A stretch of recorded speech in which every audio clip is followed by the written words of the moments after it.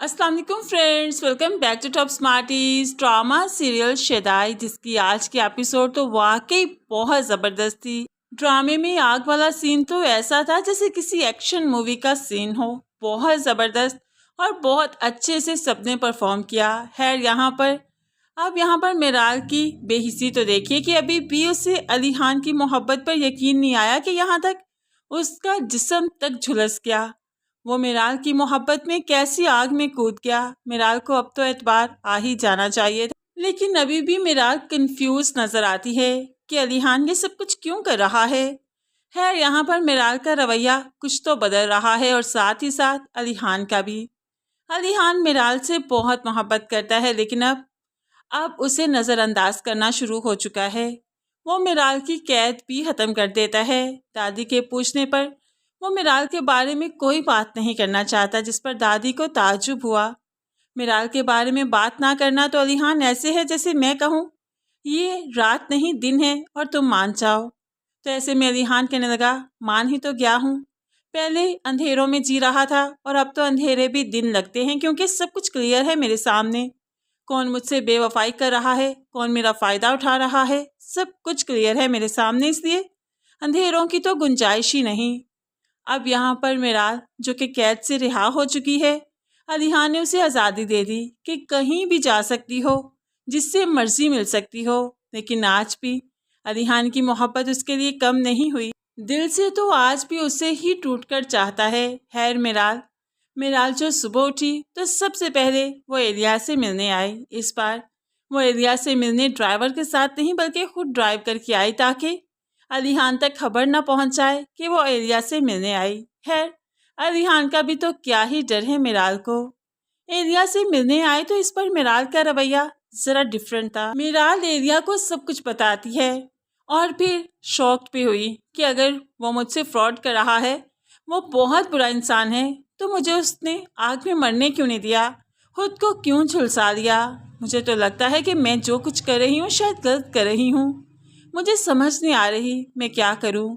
एलिया को ऐसे ही सब कुछ बता रही है, उसे इस तरह से शेयर कर रही है कि जैसे एलिया उसकी माँ हो, उसकी बहुत हमदर्द हो।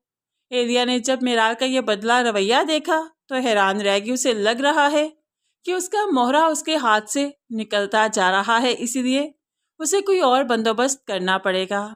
तभी तो मिराल के जाने के बाद वो अपने खास बंदे को बुलाती है, जिसे उसने खास अली खान पर नज़र रखने के लिए ही रखा था। अब अली खान पर नज़र रखने के लिए रखा तो वो बताता है कि अली खान तो आजकल कहीं दिखाई नहीं देता, वो तो ऑफिस भी नहीं जाता, अपने ज़मीनी मामलात पर भी दिखाई नहीं देता, लगता है घर पर ही रहता है। उसके बारे में तो कोई अता पता नहीं, कोई खबर ही नहीं मिलती।